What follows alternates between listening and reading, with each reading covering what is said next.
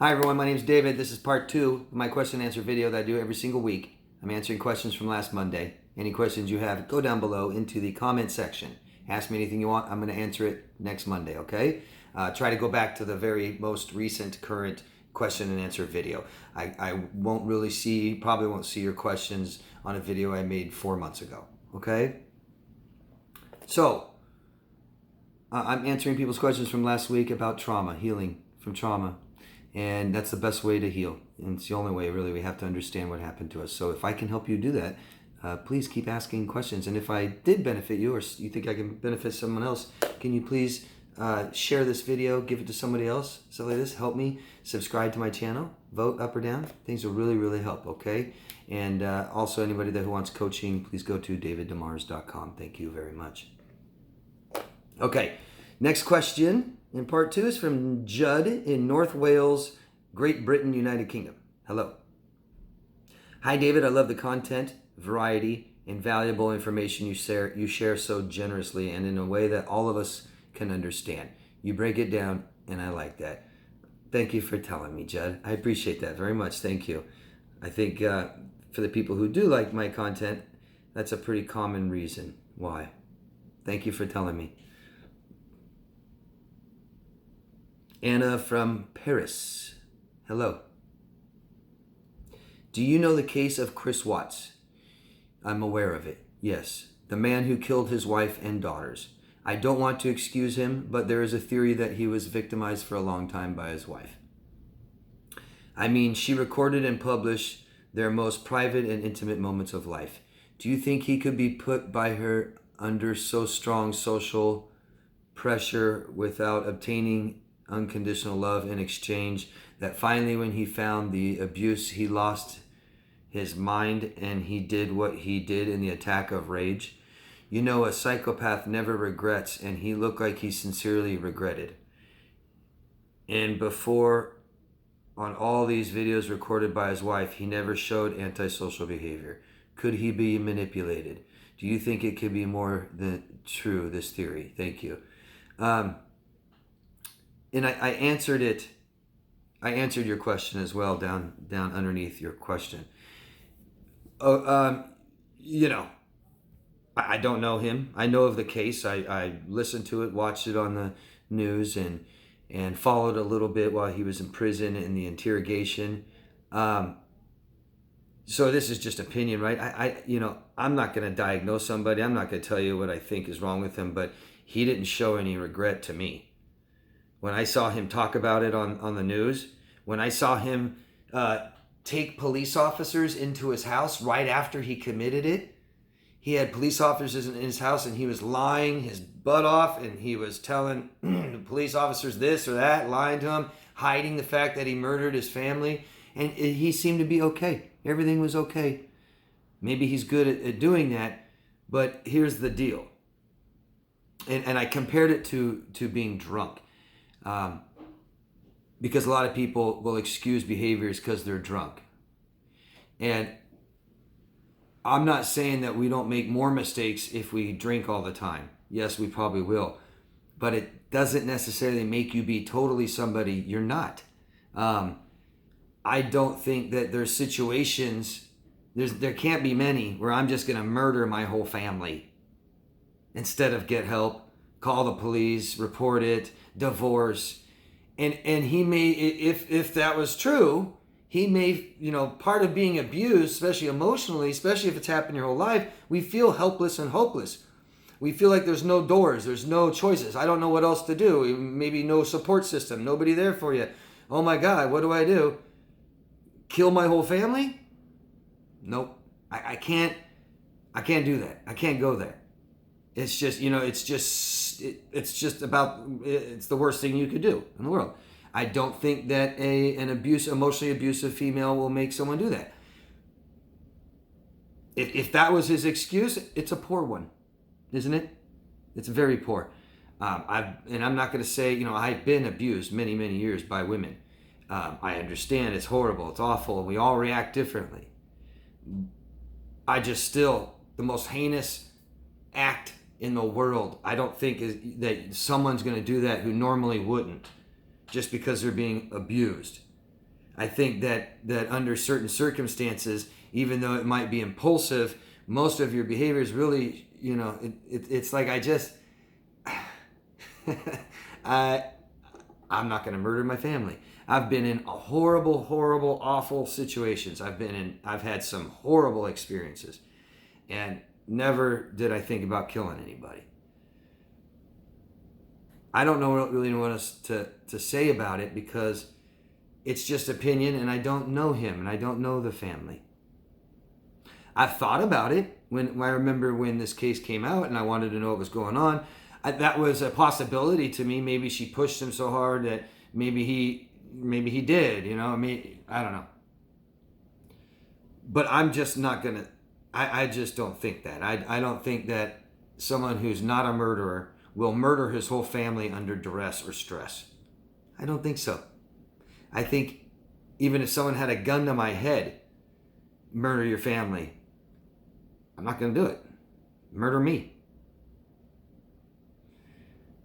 That's just me. No, I don't think people are that different. I think people are truly stay true to who they are for the most part. But I don't know what happened behind closed doors. I don't know this man. I don't know the family. I don't know enough at all. But if I had to form an opinion and voice it right now, because you're asking me, I'd say no. I don't think that he's not a murderer, and I don't think that he regrets doing it. I think he regrets being caught. That's what it looked like to me. He lied his butt off the whole way, and I believe he still has. I believe he never came clean. So not much regret there, right? When we all know you did it, and now you're not going to even admit it. I think I could be wrong there, but it's the same as somebody saying, "I'm sorry, I did that. I was drunk." Not even the same. That's worse. But I've had a lot of people hurt me and say, "Oh, I only did it because I was drunk," and then they get too drunk the very next night. Not too sorry. Just my opinion. I would. There's something very wrong with him. Something very, very wrong with him. Whether you want to say it's innocent or not, there's something very, very wrong with him to have murdered his children and his wife. It's just awful. And I guess, in court, it really matters if you're honest or if you played along and you kept it secret and you kept lying and covering it up forever. Really bad. Really, really bad. It means you have somewhat of a consciousness of what's going on, of what you did. And I don't know, did he ever even say so? Did he say I was abused? She treated me badly? I can't remember now. It's been long enough where I don't remember. I don't know. Thanks for your question, Anna. Tell me what you think. Do you think this, honestly? Do you think maybe? You said you've heard, but who cares what people say? Form your own opinion. Okay? Because that's how a lot of bad rumors get started and spread around. Form your own opinion, Anna. And I'd love to hear what you think. I just, I've experienced things, like I said, too much of people hurting me when they're drunk and telling me it's just because I was drunk. No, I don't beat people up just because I was drunk. I don't murder people because I'm being abused. But that's just me. But I think most people are like that. Like you're either a murderer or you're not. Murder is extremely difficult to commit. I've listened to murders, and people have murdered just out of emotion, not psychopaths. People tend to murder because you're psychopathic or because it's emotional. And I've listened to people's testimony about it, and I can't imagine doing something like that. I can't imagine how difficult or hard it would be for some, maybe not for others. But murdering your wife and your kids and stuffing them in containers and lying about it the whole time, don't get much sympathy or empathy from me. Thank you, Anna, for your question, though, very much. Casey from, I don't know. Please leave us your locations, everybody. Tell us where you're from. Casey says, thank you so much for your advice, David. I feel empowered to give myself the respect, acceptance, and compassion I deserve after watching your videos. Oh, thank you very much, Casey, for saying that. You are very welcome. Thank you.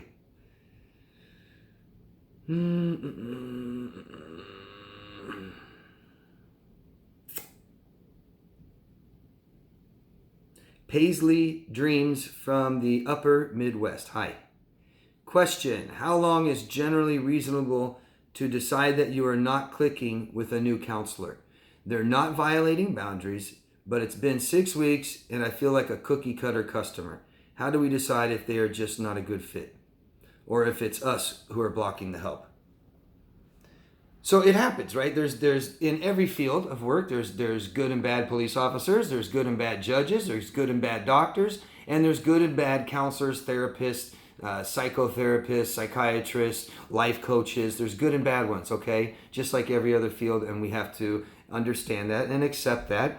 There's also people in these professions that are bored, that aren't challenged. I've noticed a lot of people who are in this field with formal education only, meaning therapists and stuff. They got their degree or their doctrine, right? And their formal education stops there. That's why I ask sometimes people who have a therapist and think they may not be helping them, and I'll ask, how old is your therapist? And, you know, if your therapist is 65, it might be practicing 40-year-old psychology if they didn't keep studying after their formal education. And in that sense, I see a lot of professionals get bored with their work. It's stagnant. It's not moving. They're not learning more so they can keep teaching. And I don't think you could ever know it all, ever. So you're always going to be learning and learning more and more and more if you're interested in that subject. I'm extremely interested in this subject matter. I am learning all the time. I always have more questions, and I make sure I find all my answers. Always learning. There's just so much more to learn about this. And the more I learn, the more I help my clients, and the more rewarding it is for me and them. But not all professionals are like that. We all know that sometimes we get a job or in a line of work that doesn't really interest us over time, and that's okay. We just move on. But what I say is, let's take a therapist, for example. If a therapist is helping you, yes, see, you're inclining, right? That's great.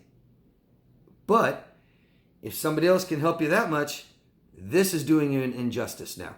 Not enough. It's not okay. Yeah, you're still helping me. It's nice to have you around, that kind of stuff. No, because that can be more detrimental. We're not giving you the help that you really need. Okay? And so doctors, therapists, psychiatrists, they're supposed to be aware of this. They're supposed to be aware if they can't help you, if what you need is beyond their scope, and if this relationship isn't growing, I'm not helping you enough. Okay? I'll see people that go to therapists for many, many years, and in those many, many years, they've made some of the most horrendous mistakes over and over and over again still. And I'm like, well, your therapist isn't helping you. Because I'm not going to talk to someone for years and they make those kind of mistakes over and over again. That ain't going to happen. You're either not doing what I'm telling you to do, probably, or I just don't care. That would be, the two reasons. I don't care about your personal growth. So your question was, how do you know the difference? Well, a lot of it comes with inside. How do you feel? Go by your feelings, which we may not be able to, or be used to doing, right? If somebody's making you feel bad and anxious and stuff like this, then maybe you should find someone else. If you're not getting better, right? If you're not getting a lot better, if the problem that you went to them for isn't being helped and you're making the same mistakes over time, they're not helping you. And you can ask this and have this conversation, and you should be having this conversation with your professional help all the time. I'll ask my clients, am I helping you? Are you sure? Because I want to know. Because really, you didn't leave your name, Paisley. Really, you decide if they're helping you, not them. And a lot of professionals have that mixed up. A lot of professionals say, I help my clients, I know I do. They think I'm not, but I am. No. They decide, and only they decide if you're helping them. So I don't even decide if I help my clients. My clients decide if I'm helping them. And I ask them, is this helping? Do you feel better? Do you understand? Do you know what to do? Are we fixing things? One of the first questions I ask my clients when I first talk to them is, I want to know, what's the best way I can help you? I want to know. I'm going to keep that in mind every time we talk until I've helped you with that problem. And then after that problem, if you don't need me anymore, then we end it. And it's just, So a lot of it can do with how you feel. A lot of it is you're making the same mistakes. That's a bad sign. Making the same mistakes. You went to this person because of toxic relationships, and 2 years later, you're in your fourth toxic relationship. Not good. Not good. You said, and I'm glad that you're willing to say that it could be you. Is it just not a good fit? Or if it's you who's blocking the help? It's real simple. If you're doing what they're telling you to do, it's not you. Okay?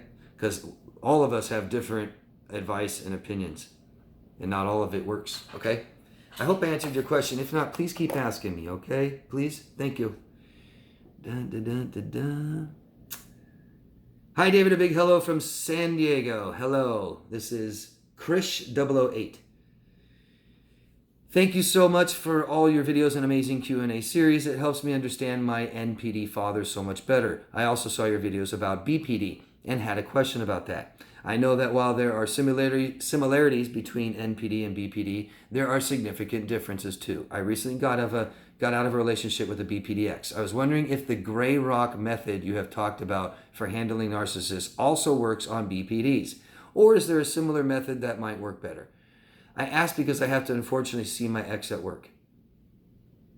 I don't think that gray rock is disordered specific. It's meant to keep people away from you and not bother you and not hurt you that are exploitative, manipulative, objectified. You've already had a relationship with them. They've already abused you and traumatized you, right? And here you are at work, or a wife that can't escape with the kids out of the house yet, that kind of thing. And okay, so gray rock, for all of you who don't know what that is, it's just what it says it is. What is a rock? Nothing. It doesn't do anything. It doesn't emotionally react. So the best advice I have for you to keep people like this away from you the most is be very, very mindful, be very, very aware of what you're doing. I always say typically people don't like to work for free. So even stalkers, if stalkers if stalkers don't know where you live, and all they can do is look at your social media, right? And you delete all your social media and now they can't look anymore, they often go away. Makes sense, right? But if you're posting, face shots and showing your breasts in Facebook video photos, and someone's stalking you and they have new material to look at every day, they'll probably keep stalking you. So try to be really aware of what you're doing. One thing I always say, especially for borderlines, that if you're in their life, you're enabling them. It's that simple. If you're in an interpersonal relationship with a borderline or narcissist, you're enabling them. And so we make sure we don't do what they want. Don't do what they want. We say no. That's the best way to get rid of a narcissist. Say no. Borderlines will ask for help like crazy. Help me with my paper, help me with a ride to work. Can I borrow $5? What do you think about this? What should I do about that? Listen to what somebody did to me. It's so wrong. Go help me. Go with me. Oh my God. Oh my God. And if you just straight across the board say, no, they stop. Borderlines will call 5 people for help. And whoever responds first, you're the one. And who cares about everybody else? Won't even message you back anymore. Be one of those else that doesn't help them, and they take you off the list. Work can be a little different because now we're forced to be together. They may not want to be around you either. Gray rock. Don't look them in the eye. When they talk, pause, and answer it with a quick, yeah, no, yeah. Okay. Just don't look at them. Walk away from them. Act like you don't hear them. The second they start talking, get on your phone and make them just keep, what? What do you think? Just go, what? I'm sorry. Then go right back on your phone. Ignore them again. What? Just keep doing that. They'll get so frustrated with you. They'll get so frustrated with you. It won't continue. I promise. Okay? You can just say, I'm sorry all the time. Oh, I'm sorry, I didn't hear you. I'm sorry, what'd you say? Oh, I'm sorry, I wasn't paying attention. And you just go right back to not paying attention. Okay? Don't face them. Face your back to them all the time. Okay? It helps. Don't make eye contact. If they won't leave you alone, you can always not pay attention, not face them, and then you straight on go, what? Like that. People don't like that. People typically don't even like you to be straight on with them. It's easier to communicate, especially with someone that doesn't know you that well, if you're like this. This is not as aggressive. This is aggressive. So you totally ignore them until they don't leave you alone. Then you just go, what? And then you walk away. And as they're talking, you just walk out the room. Stuff like that. Some of this might seem aggressive or challenging to them. But I have a saying, again, people don't like to work for free. Okay? People aren't going to value your opinion if you never give it. Don't give your opinion. I don't know. I don't care. I don't know. I don't care. Well, can you just tell me? I don't care. I don't know. I don't have time right now. Ask me later. You're never giving them anything. Does that make sense? Obviously, a gray rock is this, right? And they're going to take it as your silent treatment, abuse, whatever. But just I don't know. I don't care. Whatever. Yeah. Mm-hmm. And you just don't look at them in the eye. I don't care. Whatever. Whatever. And always on my back turn and side turn to them. I don't care. Whatever. It don't matter to me. Right? It works. Anyways, that's the end of part 2. I hope I answered your question. Please ask me again if I haven't. Tell me more information, and I'll see you in part 3. Bye, guys.